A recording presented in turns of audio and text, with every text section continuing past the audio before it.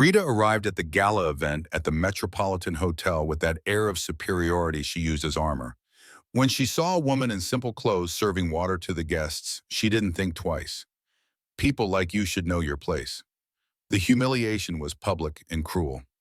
What Rita didn't know was that she had just attacked the wrong person, because in a few minutes the whole truth about who that woman really was would make her tremble with shame. Rita Mendonça crossed the lobby of the Metropolitan Hotel as if she owned the place. Her expensive jewelry reflected the golden lights of the crystal chandelier, and every step in her designer shoes echoed absolute confidence. The charity event that evening promised to be the most exclusive of the season, bringing together only the most select members of local society. Owner of the Golden Star Advertising Agency, Rita had built an empire based on powerful connections and ruthless strategies. For her, social events were not fun. They were battlefields where reputations were made and destroyed. And that night, surrounded by the elite, she felt invincible. The main hall was impeccably decorated with floral arrangements that cost more than many people's monthly salaries. Elegant tables filled the space, and a stage awaited the evening's speeches. Rita observed everything with a critical eye, evaluating every detail as if it were a social audit. Dear Rita, Monica Ferreira appeared at her side, flashing a studied smile.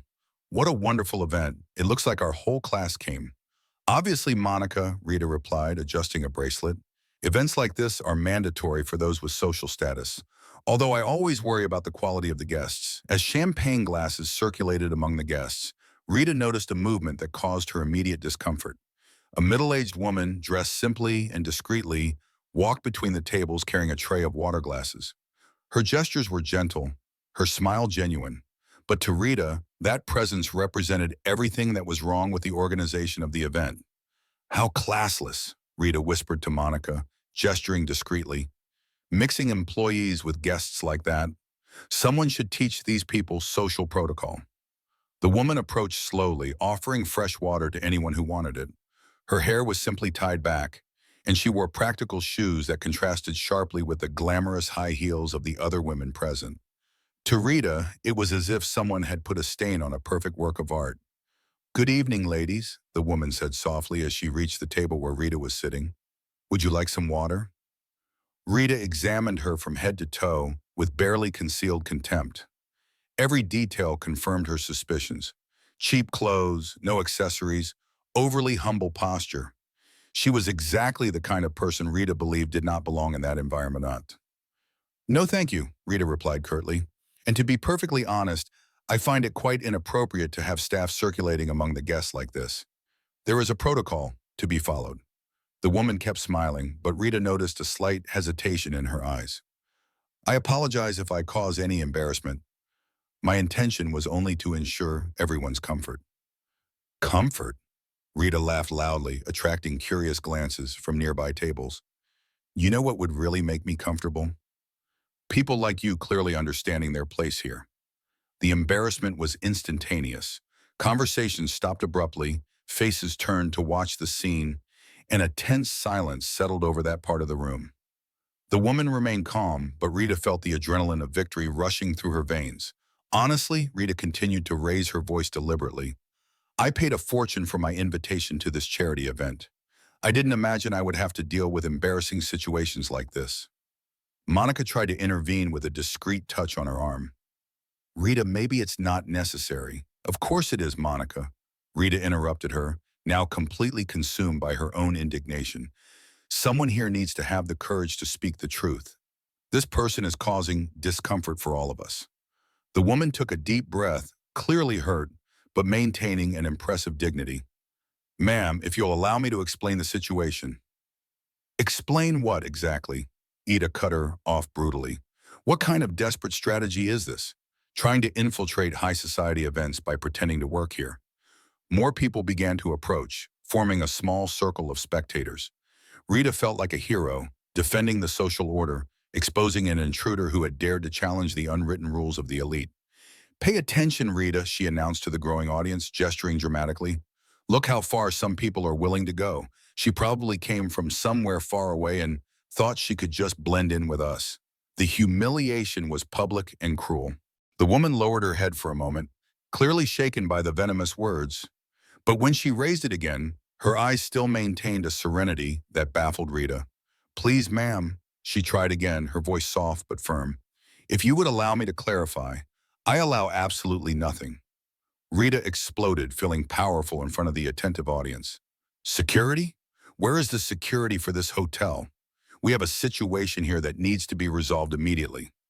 It was at this critical moment that Roberto Silva emerged from the crowd, running toward the group with an expression of utter panic on his face.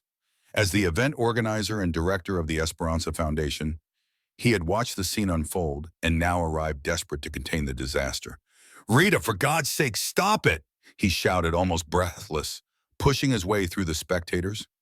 Roberto, what a relief, Rita exclaimed triumphantly. Finally, someone responsible shows up. This woman managed to infiltrate your event. You need to take serious and immediate action. Roberto looked at the woman, humiliated, with a mixture of horror and utter despair. His hands trembled visibly as he tried to process the magnitude of what was happening. Rita, don't you understand the situation? He began, his voice failing. This is an obvious intruder.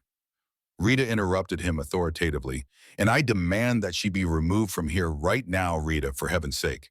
Listen to what I'm trying to say. Roberto pleaded, sweat beginning to form on his forehead.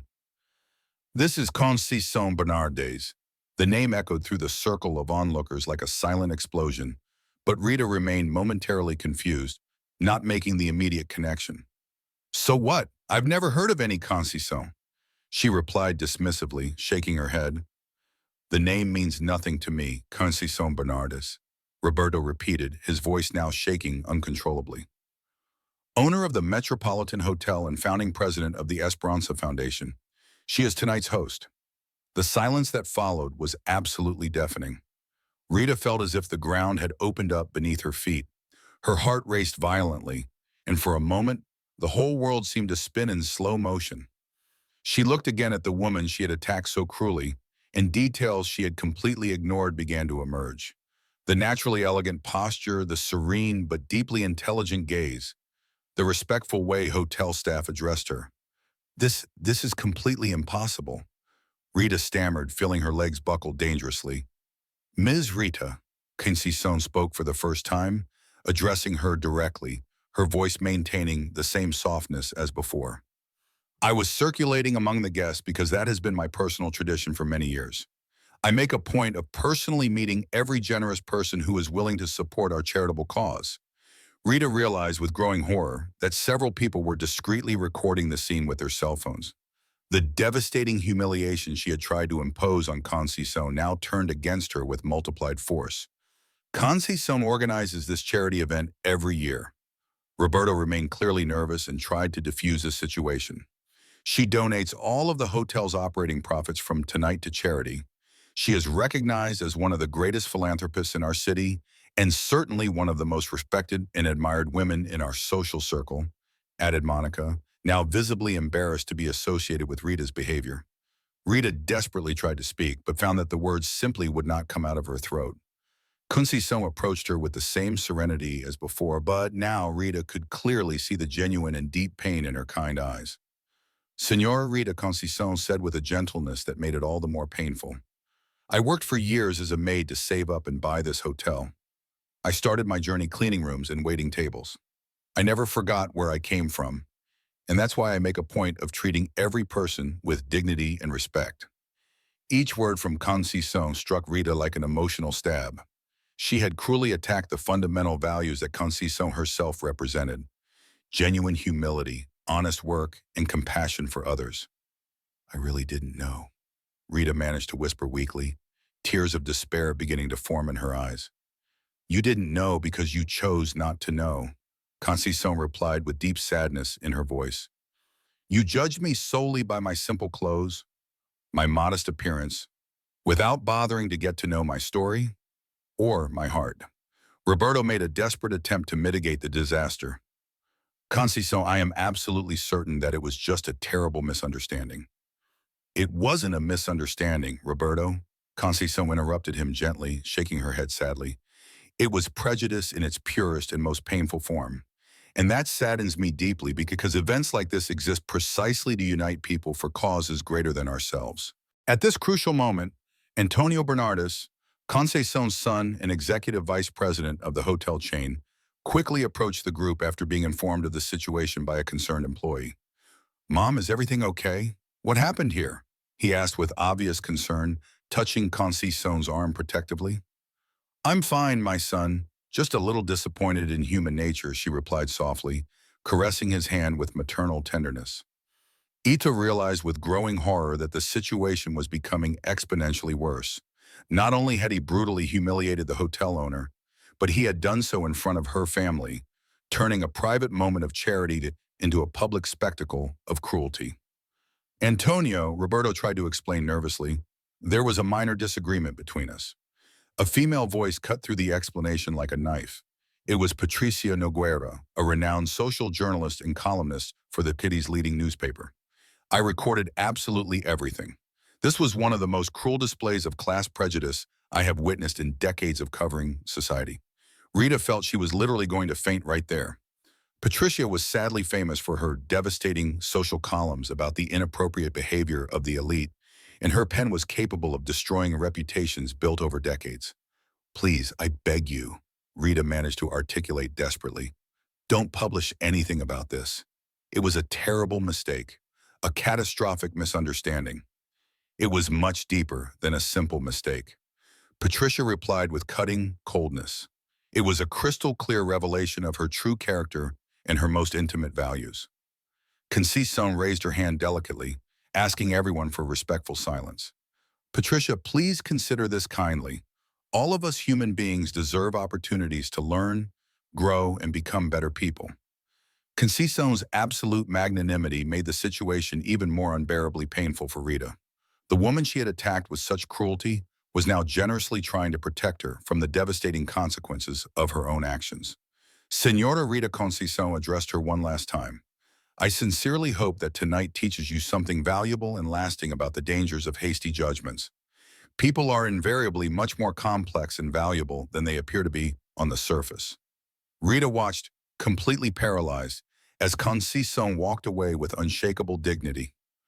Followed respectfully by her son and Roberto, the group of spectators began to slowly disperse, but the looks of harsh judgment and the condemning whispers continued to echo around her. Monica approached her with an expression of deep embarrassment. "Rita, I really need to leave now. What happened here was absolutely unacceptable and unforgivable." One by one, systematically, the people Rita had always considered her closest friends deliberately walked away, leaving her completely alone in the middle of the luxurious hall, which now seemed hostile, cold, and accusatory. Rita understood with devastating clarity that her social life had just completely collapsed before her eyes. But what tormented her most was not the inevitable consequences for her career or social reputation. It was the indelible image of genuine deep pain in Conceição's kind eyes. An extraordinary woman who had dedicated her entire life to helping others and who had been cruelly attacked at the moment when she was most vulnerable and generous. On that transformative night, Rita would learn the most bitter lesson of her life, that the worst humiliations are inevitably those we create and build ourselves, and that some lessons come tragically too late to prevent the total destruction we cause with our own hands. Rita woke up the next morning with a strange feeling in her stomach, as if something terrible were about to happen. For a few blessed seconds, her mind had not yet fully processed the events of the previous night. But when reality returned with full force, she felt as if she had been hit by a speeding truck. The cell phone next to her bed showed dozens of unread messages. With trembling hands, Rita began to open them one by one, and each notification was worse than the last. Videos of the humiliation she had inflicted on Conceição were spreading across social media like wildfire. The comments were devastating, calling her arrogant, prejudiced, and cruel. How could someone be so inhumane? She read a comment that had thousands of likes. "This woman is an example of everything that is wrong with our society," said another. Rita felt each word like a stab in the heart, but she knew she deserved every one of them. Her phone rang and the name on the screen made her heart skip a beat. Joaquim Santana, her biggest client at the Estrella Dorada agency. With trembling hands, she answered. "Rita," Joaquim's voice was cold as ice. "I just saw the videos that are circulating. Is this real? Did you really treat Conceição Bernardes that way?" Joaquin, please, let me explain, Rita begged, feeling her voice fail. It was a terrible misunderstanding. I didn't know who she was. That makes it okay. The fact that you didn't know who she was justifies the cruelty. Joaquin interrupted her. Rita, our company cannot be associated with this kind of behavior. I am canceling our contract immediately. The call ended abruptly, leaving Rita staring at the phone in shock. Joaquin represented 40% of her agency's revenue. Without him, her company was seriously threatened. Before she could fully process the loss, the phone rang again. This time it was Fernanda Costa, another important client. Rita, I hope you have a very good explanation for what I saw last night, Fernanda said without preamble. My company values diversity and respect. I cannot maintain a partnership with someone who demonstrates such a lack of character. One after another, the calls kept coming. Clients canceling contracts, suppliers questioning partnerships, even employees from her own agency calling to resign. In a matter of hours, Rita saw her professional empire collapse like a house of cards. Marina, her assistant for 5 years, arrived at the office with red eyes and a letter in her hand. Marina, I'm so glad you came, Rita said with desperate relief. I need your help to control this situation. Maybe we can do an image repair campaign. I'm sorry, Rita, Marina interrupted her, handing her the letter. I'm resigning. I can no longer work for someone who does what you did. Marina, you don't understand. It was a mistake. I can change. I can redeem myself. 5 years, Rita. I worked for you for 5 years. And in all that time, I saw how you treated people you considered inferior. Cleaning staff, delivery people, waiters. Yesterday wasn't a mistake. It was who you really are. Marina's words echoed in the empty office after she left. Rita sat in her executive chair, surrounded by the luxury she had valued so much, but feeling completely alone and lost. Days passed in a torturous sequence of consequences. Patricia Noguera's social column had appeared in the newspaper with the headline devastating, "The True Face of the Elite, When Arrogance Reveals Character." The article detailed not only the incident with Conceição, but also other episodes of Rita's questionable behavior over the years. The Estrella Dorada agency, which had taken 15 years to build, was on the verge of bankruptcy. Rita was forced to lay off most of her remaining employees and start selling equipment to pay off her debts. Each day brought a new humiliation, a new loss. It was during one of those gloomy afternoons that Rita decided to do something she had never imagined. Research Conceição Bernardes. Perhaps better understanding the woman who had attacked her would help her comprehend the magnitude of her mistake. What she discovered left her even more devastated. Conceição was not only a successful businesswoman, she was a true social heroine. Old newspaper articles revealed her extraordinary story. An orphan since childhood. She had grown up in shelters, worked as a maid since she was a teenager to support herself, and slowly saved every penny to fulfill her dream of owning her own business. Rita read with tears in her eyes about how Conceição had bought the Metropolitan Hotel when it was bankrupt, saving more than 100 jobs. How she had transformed the establishment not only into a commercial success, but into a platform for social causes. Every year, she donated millions to charities, especially those that helped orphan children, as she had been. How could I have been so blind, Rita muttered to herself, reading about the humanitarian awards Conceição had received. How could I have attacked someone so good? In that moment of deep reflection, her phone rang. It was an unknown number, and Rita hesitated before answering. Hello, Rita Mendonça, a male voice asked. My name is Gabriel Oliveira. I'm an investigative journalist, and I'd like to talk to you about the incident at the Metropolitan Hotel. Rita felt her stomach sink. I have nothing to say. Actually, I think you do. I'm writing a story about second chances and redemption. I hear you're going through a difficult time. Difficult? Rita laughed bitterly. My life is over. I've lost everything.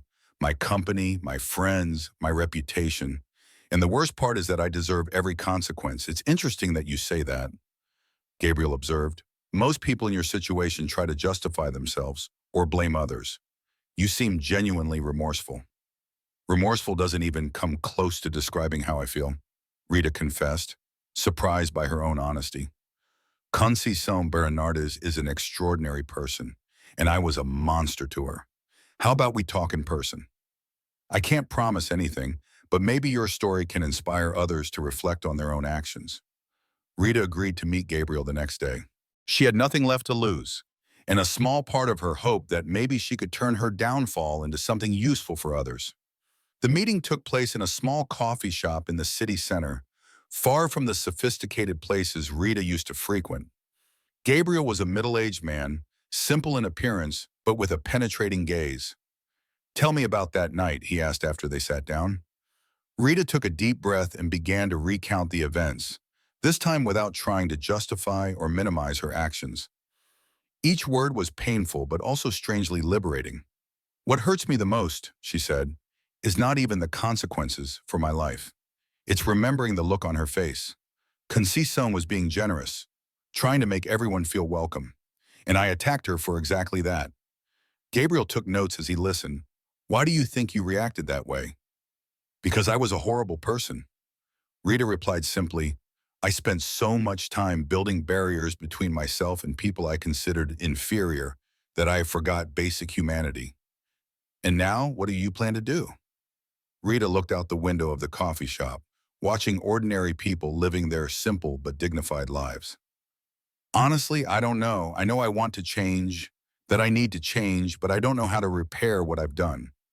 Have you tried talking to Concison? How can I? After what I did, anything I say will sound false or self-serving."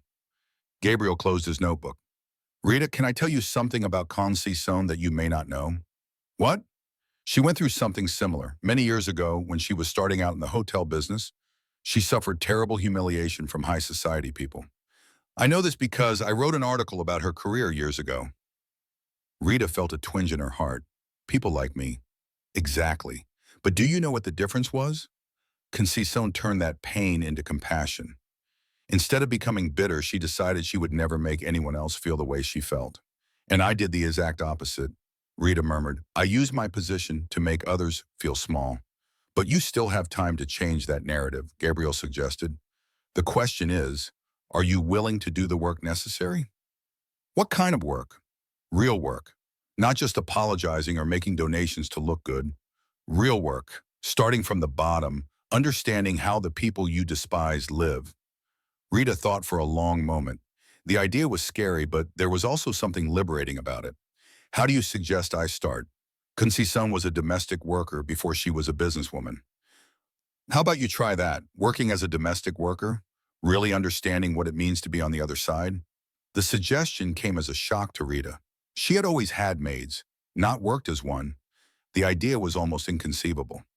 "I know it sounds extreme," Gabriel continued, "but if you really want to change, you need to understand the world through the eyes of the people you've judged." Rita left the coffee shop with her head spinning. Gabriel's suggestion echoed in her mind as she walked through the streets, observing workers she had never noticed before. Cleaners, security guards, street vendors, people who worked hard to survive, whom she had always ignored or treated with condescension. That night, Rita made a decision that would change her life forever. She picked up the phone and called a domestic employment agency. "Good evening," she said when they answered. "I would like to register as a candidate for a domestic worker." There was a surprised pause on the other end of the line. "Are you sure, ma'am? May I ask about your previous experience?" "None," Rita replied honestly, "but I'm willing to learn." As she provided her details, Rita felt a mixture of terror and hope. She didn't know if she could survive in a world so different from the one she knew, but she knew she had to try. It was the only way to truly understand the harm she had caused and perhaps find a way to redeem herself. Moments later, when she received her first job offer as a maid in the home of a middle-class family, Rita hesitated only for a moment before accepting. It was the beginning of a journey that would test every fiber of her being, but it might be her only chance to become the person she should have been from the start. The arrogant woman who had humiliated Concison Bernardes was about to discover what humility really meant, and that discovery would be more transformative than anything she could have imagined. Rita stared at the simple uniform spread out on the bed in her former luxurious bedroom and felt nauseous. For 3 days, she had tried to convince herself that she did not need to go to such extremes, that she could find another way out, any other way out. But reality was relentless. Her bank account was almost empty.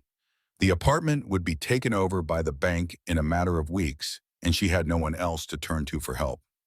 This is ridiculous, she muttered to herself for the 100th time.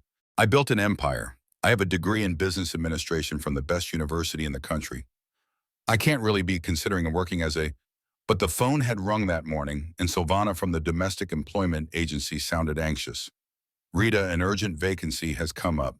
The Andrade family needs someone today. They pay well and are respectable people. Rita had hesitated for a long time before accepting. She had no choice, but she still refused to admit completely that her life had come to this. The address took her to an upper-middle-class neighborhood, far from the luxury condominiums where she used to hang out. The house was beautiful, well-kept, but infinitely simpler than any place Rita had ever lived. When she rang the doorbell, her hands were shaking so much that she had to interlace her fingers to hide it. "You must be Rita," said the woman who opened the door. It was Helena Andrade, a gray-haired lady with a genuine smile. "Come in, please. I'm so glad you could come so quickly." Rita entered the house and immediately noticed the striking difference between that environment and her former life. Simple but comfortable furniture, modest decor, family photographs scattered across the walls.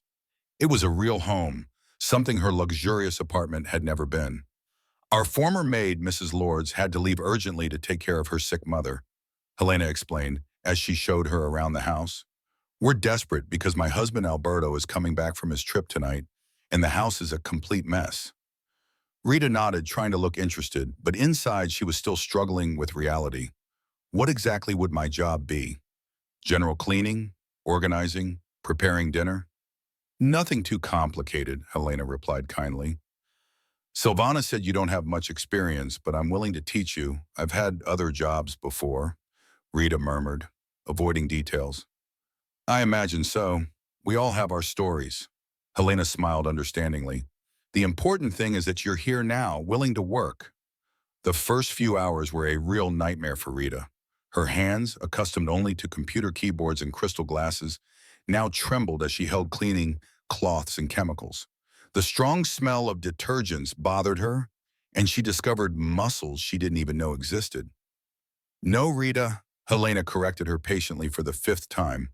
"The cloth needs to be well wrung out, otherwise it will leave marks on the mirror." Rita sighed in frustration. In her old life, she gave orders. Now she was receiving instructions on how to properly clean a bathroom. The humiliation was constant and overwhelming. During lunch, while eating a simple sandwich in the kitchen, something unthinkable in her previous life, Rita watched Helena organizing papers on the living room table. "Forgive my curiosity," Rita said, "but what does your family do for a living?" "My husband Alberto is an accountant for an events company," Helena replied, "and I'm a social project coordinator at the Esperanza Foundation." The name struck Rita like a bolt of lightning. The Esperanza Foundation, the same organization that Roberto Silva ran, the same one where Conceição Bernardes was president. "Do you know Conceição Bernardes?" Rita asked, trying to keep her voice neutral. "Do I know her? She's my boss and one of the most admirable people I've ever met," Helena replied enthusiastically. "Why, do you know her?" Rita felt her blood run cold. She would be working in the home of an employee of the woman she had publicly humiliated. The universe seemed determined to test every limit of her endurance. "Yes, I've heard of her," Rita lied, lowering her eyes. "Conceição is incredible." Helena continued, unaware of Rita's discomfort. "She grew up in orphanages, worked as a maid, and now runs a hotel empire, but she has never lost her humility. She treats everyone with the same respect, from the CEO to the janitor." Every word was like a stab in Rita's heart. Helena described exactly the qualities she had never possessed. "In fact," Helena added casually, "something terrible happened to her last week. A horrible woman humiliated her in public during a charity event. I can't imagine how anyone could be so cruel." Ita almost choked on her sandwich. "What exactly happened?" "An arrogant businesswoman attacked Conceição, thinking she was an employee. She called her an intruder. She said she didn't belong there. Just imagine Conceição, who has dedicated her entire life to helping others. And what happened to that woman?" Rita asked, her voice almost inaudible. "She lost everything, from what I heard. Her company went bankrupt. Her friends turned their backs on her. Conceição even tried to downplay the incident because she's that kind of person. But the damage was already done. Rita abruptly got up from the table. "Excuse me, I need to go to the bathroom." Locked in Helena's bathroom, Rita looked at her reflection in the mirror she had just cleaned. The face staring back at her belonged to a stranger. Messy hair, simple clothes, hands rough from cleaning products. In a few days, she had become exactly the kind of person she used to ignore. But worse than the physical change was the emotional realization. Helena spoke of Conceição with such admiration and affection that Rita finally understood the true magnitude of what she had done.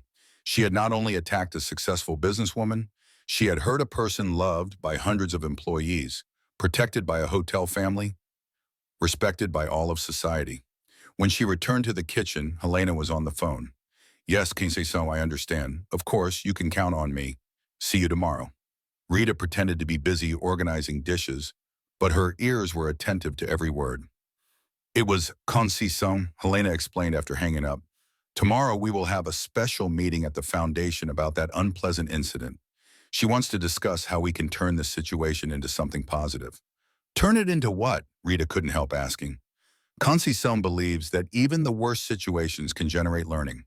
She's thinking of creating a campaign about empathy and respect across social classes. Typical of her, turning pain into purpose. Rita felt tears beginning to form. Even after being cruelly attacked, Conceição still sought the good in everything. The rest of the day passed in a fog of self-criticism and regret. Rita cleaned, organized, and cooked, performing tasks she had never imagined doing. Each activity was a lesson in forced humility, but also a window into a world she had always ignored. When Alberto returned from his trip, Rita discreetly observed the affectionate interaction between the couple. They talked about their day, shared concerns, and showed genuine love that contrasted sharply with the empty life Rita had always led. "Helena told me that you saved us today," Alberto said kindly to Rita. "Thank you so much for your work." "It was nothing," Rita murmured, unaccustomed to sincere gratitude. "Donna Lourdes always says that domestic work is an art." Alberto continued, "Turning a house into a comfortable home is a special gift." Rita had never thought of domestic work as an art or a gift. She had always seen it as something inferior, unworthy of consideration. Another painful revelation about her ingrained prejudices. That night, returning to her almost empty apartment, Rita sat on the living room floor where her designer sofa had once stood. Her legs ached, her hands were dry, and she smelled like cleaning products. But for the first time in weeks, she felt she had done something useful. Her phone vibrated with a message from Gabriel, the journalist. "How was your first day?" Rita typed and deleted several responses before sending. "Harder than I imagined, more necessary. Want to talk about it?" "I discovered something today," Rita wrote. "The family I work for knows Conceição. They speak of her with such affection, such respect. I finally understand who I really attacked. And how does it feel to know that?" Rita looked around her dilapidated apartment, then at her hands, bruised from work, and finally at her reflection in the dark screen of the television that would be picked up the next day. "I feel like I deserve every second of it," she typed. "But I also feel like maybe, just maybe, this is my chance to become a better person." The next morning, Rita woke up with pain throughout her entire body. Every muscle protested against movement, reminding her that her body was not used to physical labor, but something had changed during the night. Her initial resistance was giving way to a resigned, perhaps even determined acceptance. As she got ready for another day at the Andrade house, Rita looked in the mirror and made a silent promise. "I will learn, I will understand, and maybe one day I will be able to look at myself in the mirror without feeling disgust." But what Rita didn't know was that Conceição had decided to visit Helena that very day to discuss the campaign plans in person. In a few hours, the woman who had publicly destroyed her would come face to face with the victim of her cruelty. And this time it would be Rita who would be in a vulnerable position, wearing her maid's uniform, her hands rough from work, discovering what it really meant to be on the other side of social humiliation. Fate was about to complete its cruel but perhaps necessary circle. Rita was on her knees on the living room floor, scrubbing a stubborn stain on the carpet when she heard Helena answer the phone in the kitchen. Her boss's cheerful voice echoed through the house. Concession, what a wonderful surprise. Of course you can come now. I was really looking forward to talking to you in person about the campaign. Rita's blood instantly ran cold. The cleaning cloth slipped from her trembling hands as reality hit her like a tsunami. Concession Bernardes was coming to that house, the house where Rita worked as a maid. Fate had prepared the cruelest possible confrontation. Rita, Helena called from the kitchen. My boss is coming here in an hour. Can you make sure the living room is spotless? I want everything to be perfect. Of course, Senora Helena. Rita managed to reply, but her voice came out hoarse and trembling. She tried to get up and found that her legs would not obey her. The shock was so intense that she had to lean on the sofa to keep from fainting. 1 hour, 60 minutes to prepare for the most humiliating moment of her life. Rita ran to the bathroom and looked at her reflection in the mirror. Her hair was tied back in a simple bun, her face was sweaty from work, and her hands were rough and red from the chemicals. She was unrecognizable, just like the people she had always despised. I can't be here when she arrives, Rita muttered to herself, starting to take off her uniform. I'll make up an emergency. I'm leaving right now. But when she started to change, she realized she had nowhere to go. Her old life had completely fallen apart. This job was all she had left. And if she ran away now, she would lose even that. She was trapped by her own destiny. Rita returned to the room with wobbly legs and continued cleaning, but every movement was mechanical. Her mind raced desperately, trying to imagine how Concession would react when she saw her in that situation.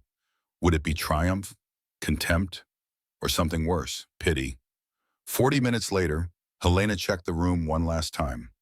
Rita, what wonderful work. Everything is sparkling. When Concession arrives, please serve her the coffee I prepared. Can I do that from the kitchen? Rita tried desperately to suggest. I don't want to interrupt your meeting. Not at all. Concession always makes a point of greeting and thanking all the employees. She has a lot of appreciation for people who work with dedication. Helena's words were like stabs in the heart. Rita knew exactly how Concession treated employees, with the respect and dignity that she herself had never shown. The doorbell rang, and Rita felt as if the world was falling apart. Helena went to answer it, and their voices reached the living room. Concession, dear, how wonderful to have you here. Helena, thank you for welcoming me into your home. I know it's your day off. That voice, Rita would recognize that tone. It was the same voice that had tried to explain her presence at the event, that had asked permission to clarify the situation, that had maintained its dignity even under cruel attack. Come, let's go to the living room. Rita made a special coffee for you. The footsteps approached, and Rita strategically positioned herself with her back to the entrance, arranging cups on the coffee table with hands that trembled violently. Maybe she could avoid being recognized. Maybe she could leave discreetly. Rita, Helena called, come meet my boss, Concession Bernardes. Rita took a deep breath and turned slowly. The moment seemed to happen in slow motion. Concession was standing at the entrance to the room, elegant as always, but when her eyes met Rita's, her expression changed completely. The recognition was instantaneous and devastating. Concession turned pale. Her eyes widened, and for a moment she stood completely still. Helena, sensing the sudden tension, looked confused between the two women. Do you two know each other? Helena asked hesitantly. Rita opened her mouth, but no sound came out. Concession, for her part, remained tensely silent, clearly processing the impossible situation that had presented itself. Concession? Helena insisted worriedly. Is everything okay? Concession finally found her voice, but it came out weak and shaken. Helena, can we talk in private for a moment? Of course. Rita, can you excuse us? Rita practically ran to the kitchen but left the door ajar. She couldn't resist the temptation to listen to the conversation that would define her fate. Helena, Concession's voice was charged with emotion. This Rita is her. She's the woman from the event. What do you mean, the woman from the event? Helena asked, confused. What woman? The one who attacked me at the hotel, the one who humiliated me publicly. The silence that followed was deafening. Rita could imagine the shock on Helena's face. The same Helena who had spoken so fondly of Concession and who had welcomed Rita so kindly. That's impossible, Helena finally said, her voice trembling. Rita is her. She works for me. She is Rita Mendonça, former owner of the Estrella Dorada agency. Conceição added softly, and apparently the consequences of her actions have brought her here. Rita listened to every word as if they were death sentences. The kind Helena, who had treated her with such respect, now knew exactly who she was and what she had done. Conceição, I didn't know.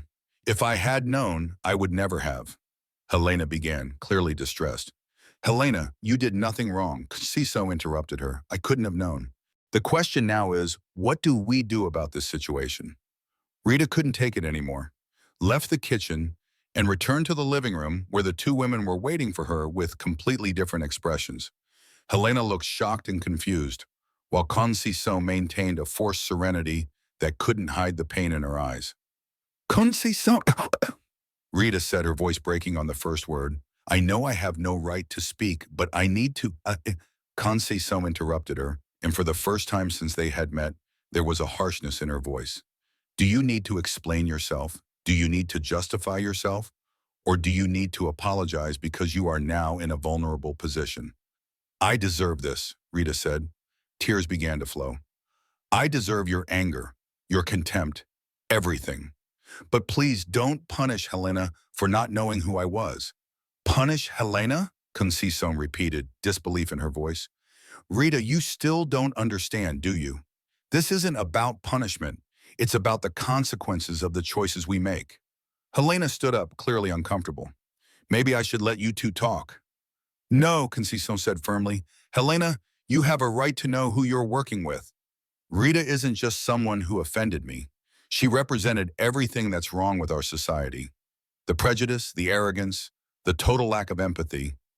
Each word was like a slap in the face to Rita, but she knew they were true. For weeks, Conceição continued. I heard comments about that night.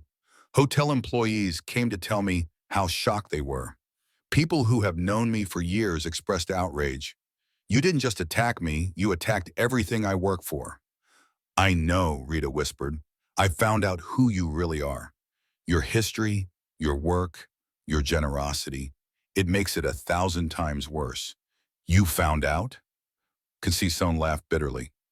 Rita, this has always been available to anyone interested in knowing. The problem is that you were never interested in getting to know people you considered inferior. Helena watched the confrontation in silence, but Rita could see the disappointment growing in her kind eyes. Conceição. Rita tried once more. I know I don't deserve forgiveness. I know I have no right to ask for anything. But I'm trying to change. I'm here working honestly, trying to understand. Trying to understand what? What it's like to be humiliated. What it's like to be judged by your appearance. Conceição stood up, her voice heavy with restrained emotion. Rita, you're experiencing a fraction of what people like me go through every day. I know, and I hate the person I used to be. Rita exploded, finally releasing all her pent-up anguish. I hate how I treated people. I hate my arrogance. I hate that I caused pain to someone like you.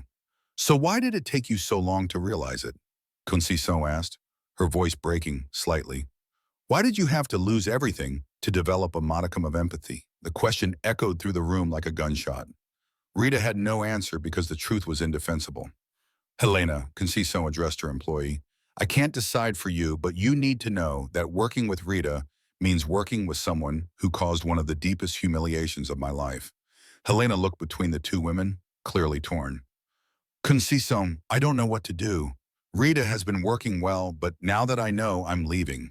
Rita said suddenly, I won't cause any more trouble, Helena. You're a wonderful person who doesn't deserve to be in the middle of this. Rita, wait. Conceição called her as she headed for the exit.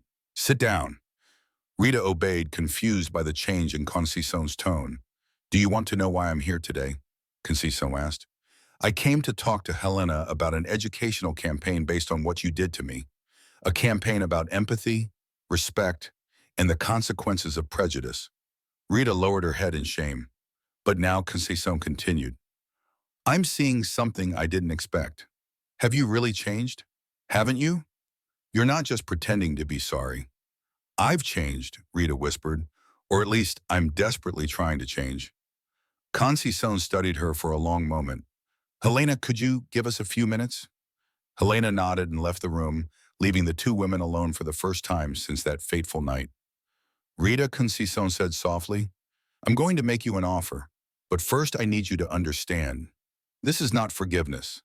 Forgiveness must be earned, not given. Rita nodded, barely daring to breathe. I want you to participate in my campaign. I want you to tell your story, how you got to the point of humiliating a stranger, how you lost everything, how you are learning to be different. You want me to expose myself publicly? Rita asked incredulously. I want your experience to serve to educate others. May your fall and your attempt at redemption show that people can change, but that the consequences of our actions are real.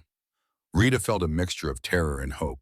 It was a chance to turn her tragedy into something useful, but it would mean exposing her shame to the whole world. If you accept, Concison continued, you can continue working for Helena, but it will be on one condition.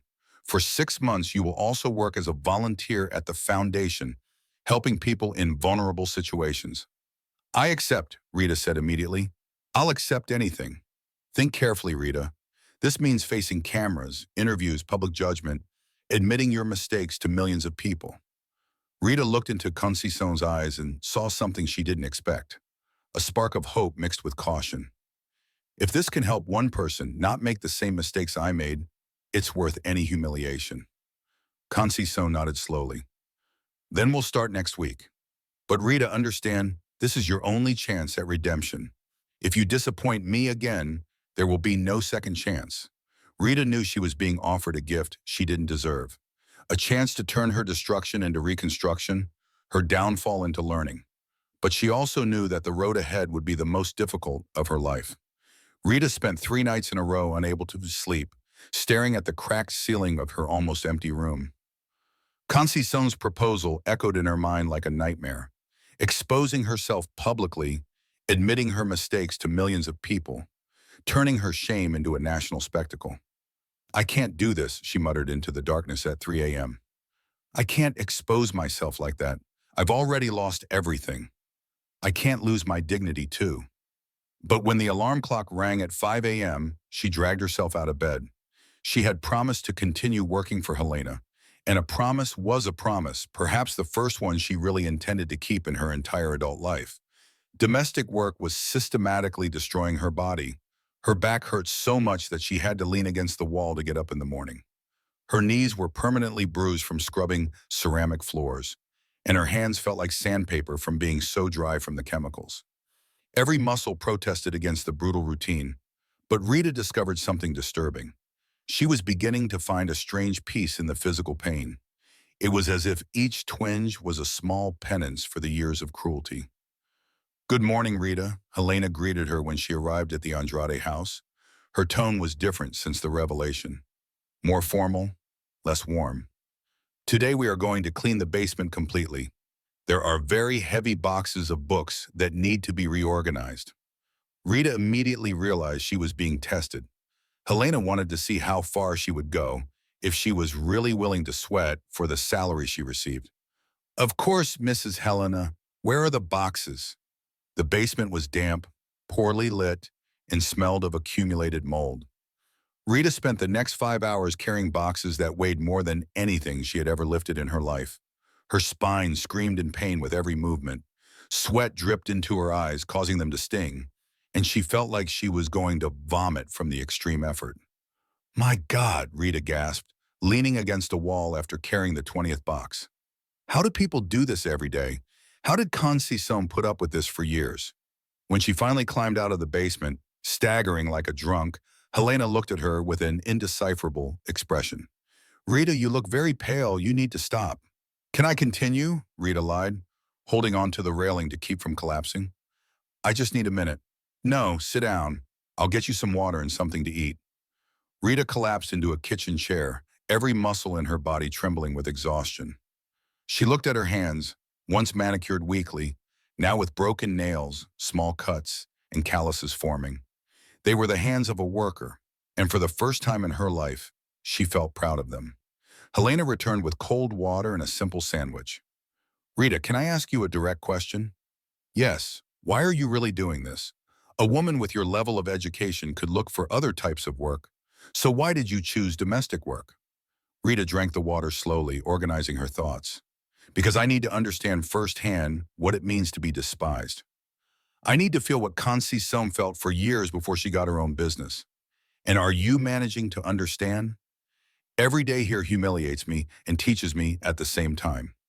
Rita admitted with brutal honesty, I discovered muscles I didn't know existed. I feel pains I never imagined possible. But I also discovered that honest work has a dignity that my previous life never had.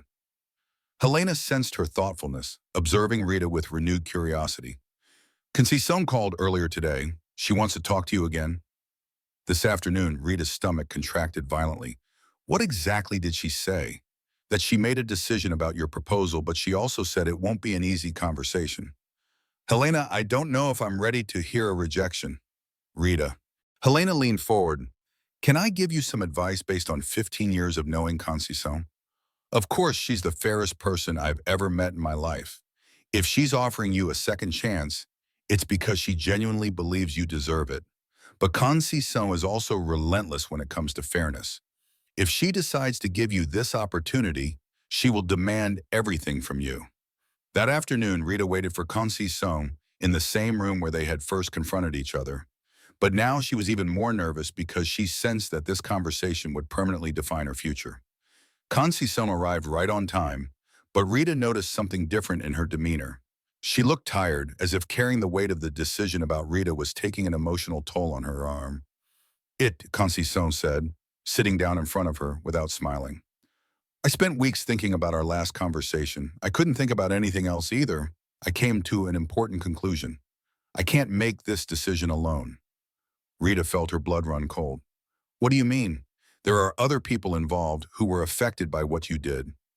My employees, Rita, the people who work at the hotel, who witnessed you attacking me, who were outraged and hurt by your cruelty. Do you want me to talk to them? Rita asked, her voice coming out as a terrified whisper. I want you to face each person who witnessed your brutality, to look into the eyes of the employees you despised and explain why you deserve a second chance. Conceição, that's asking too much. Rita stood up agitatedly, beginning to pace the room. I can't expose myself to that public humiliation again. And that's when something in Conceição snapped. Humiliation, she shouted, exploding with the fury she had held back for weeks.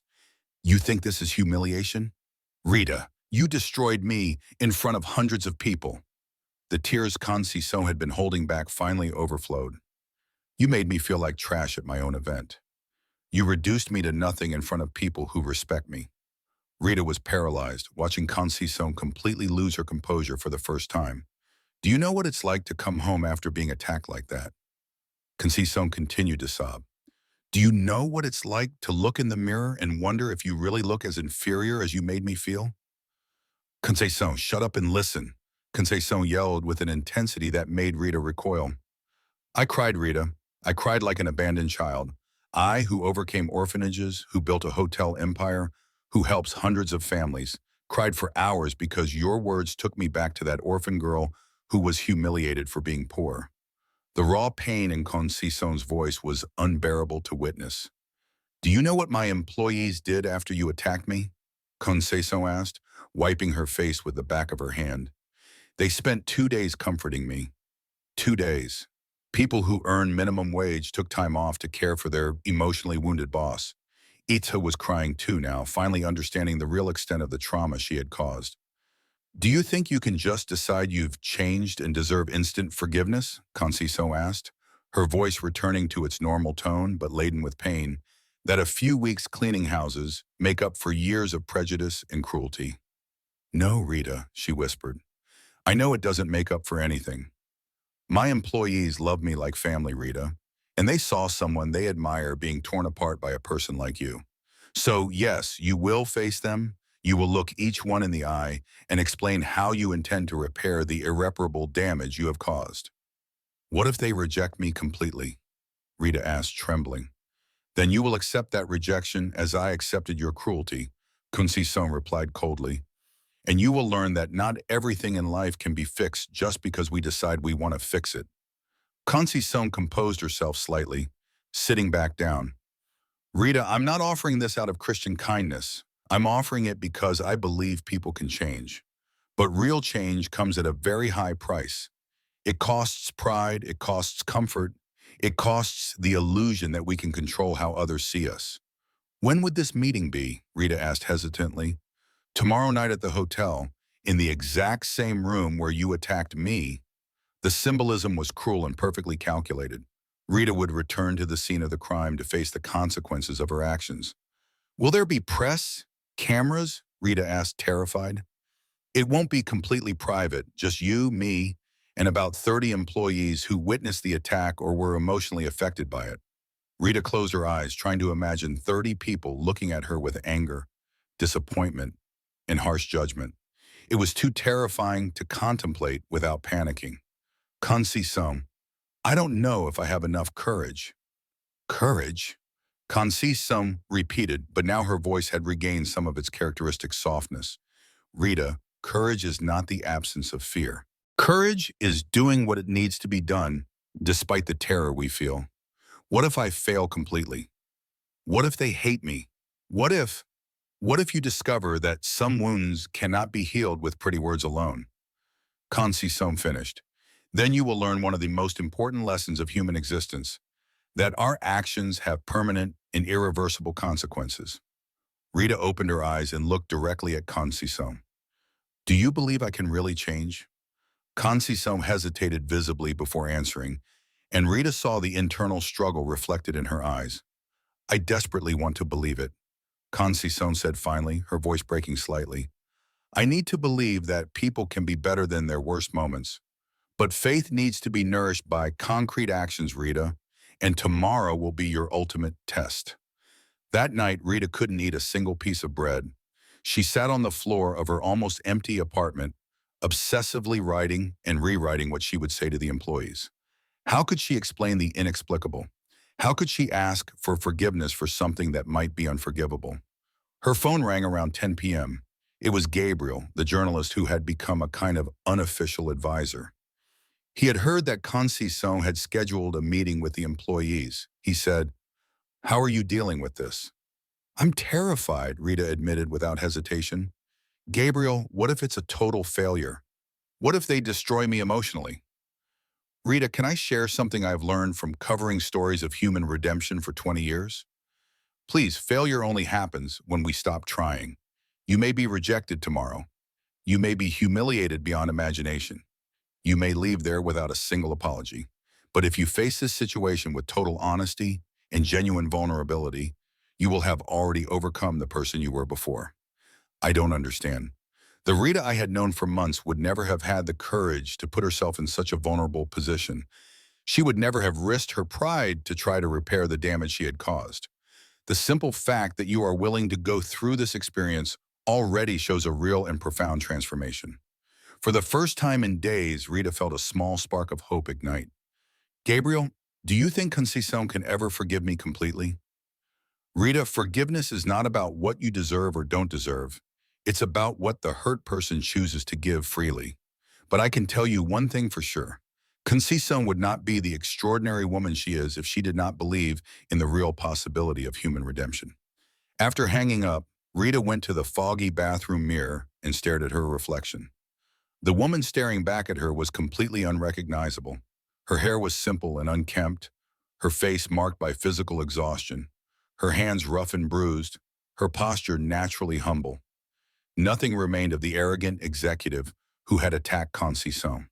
Tomorrow, she said to herself, I will face the real consequences of who you were, and maybe, just maybe, you'll finally discover who you can become. Rita knew that the next day's meeting would be the most difficult and defining moment of her entire existence. But for the first time since it all began, she felt a strange determination growing inside her. No matter the outcome, she would face the truth, no matter how painful and destructive it might be.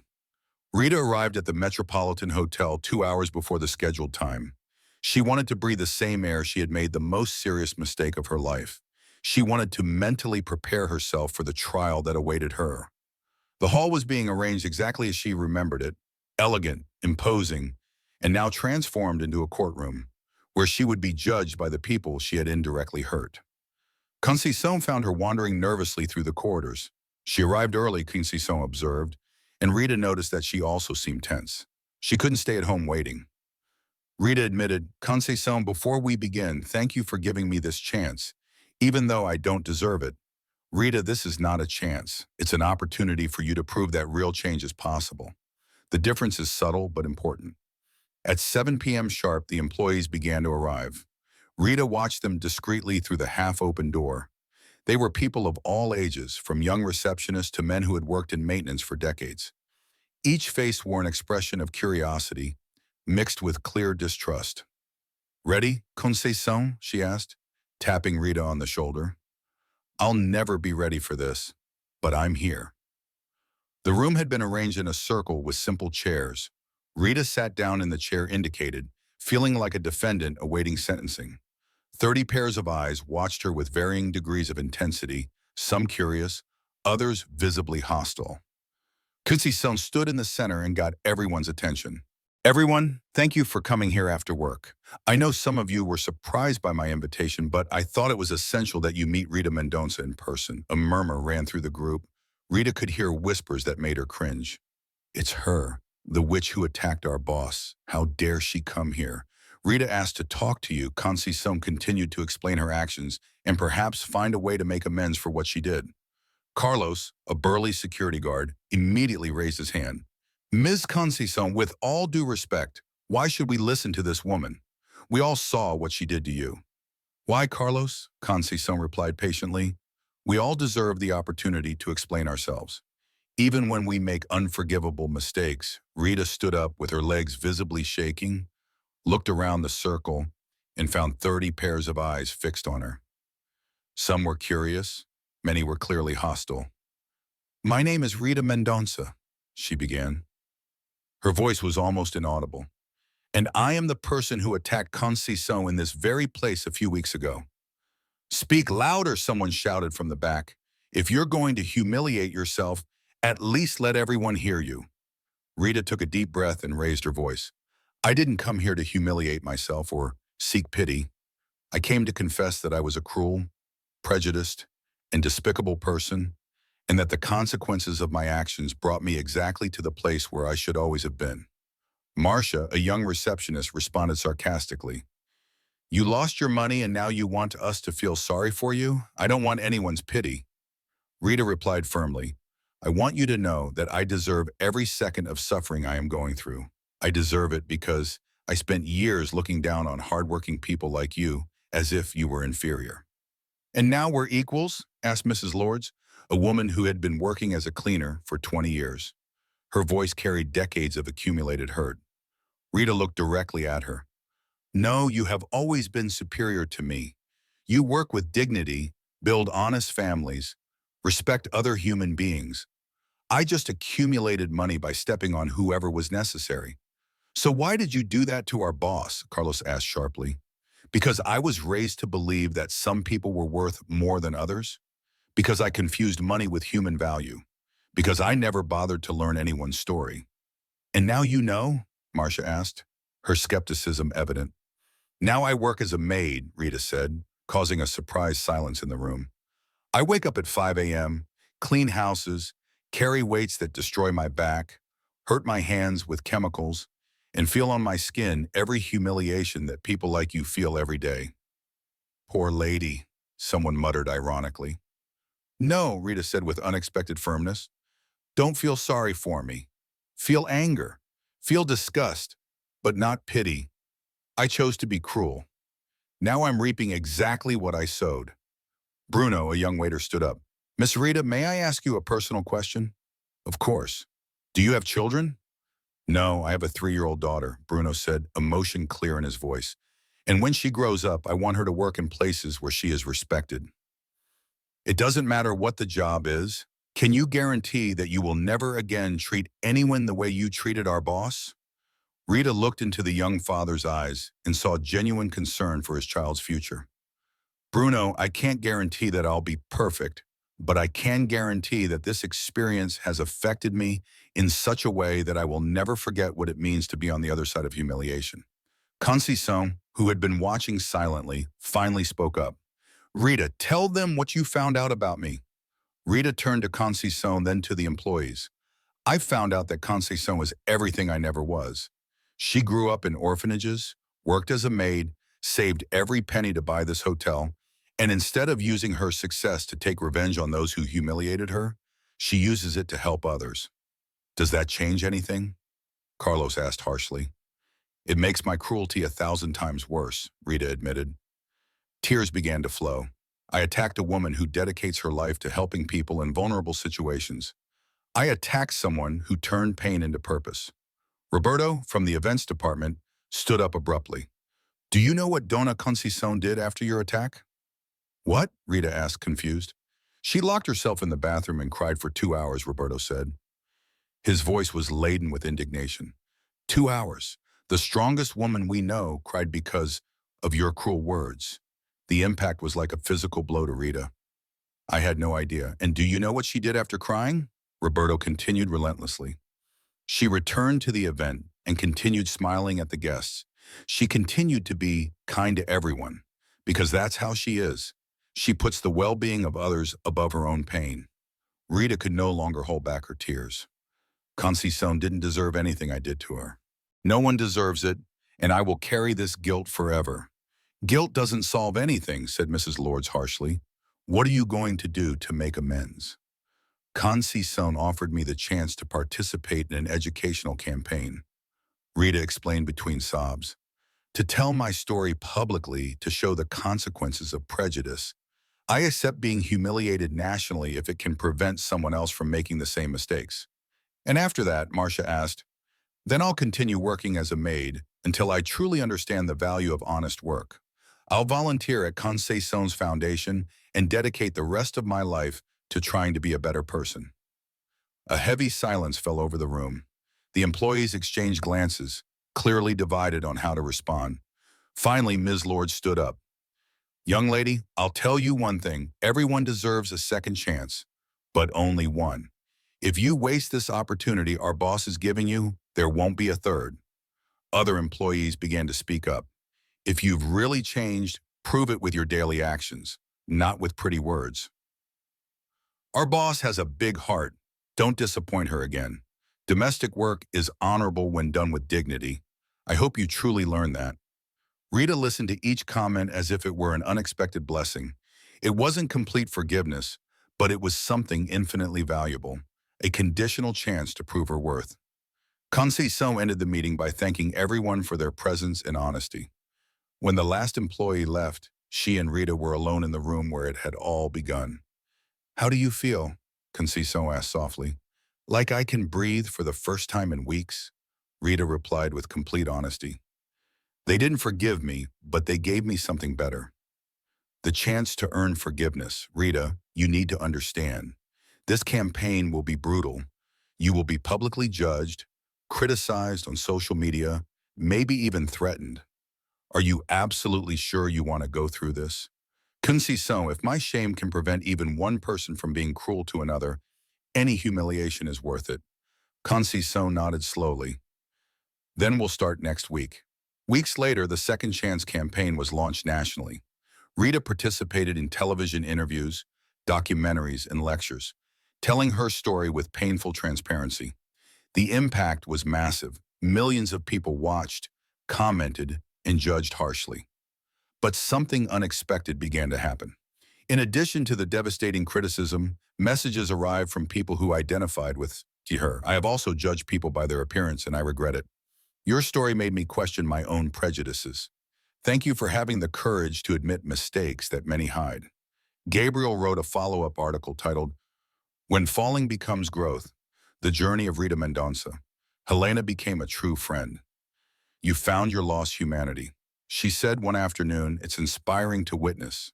Marina, the former assistant, sent a message after seeing an interview.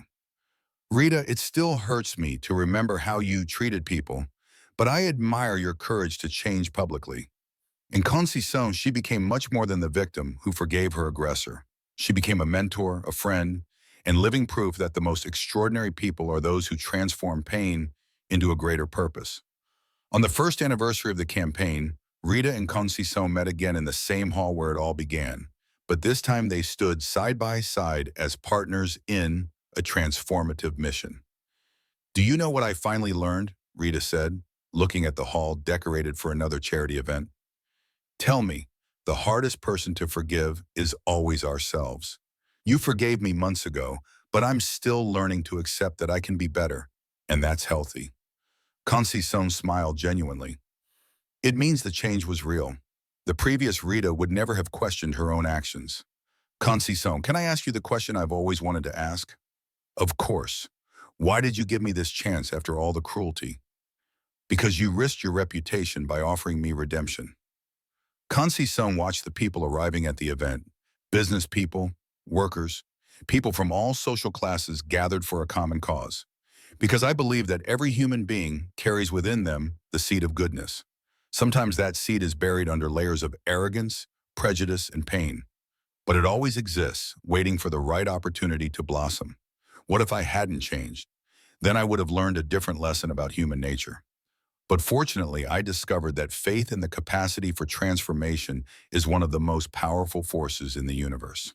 That night, Rita served the guests at the charity event, not as punishment or penance, but as a conscious choice.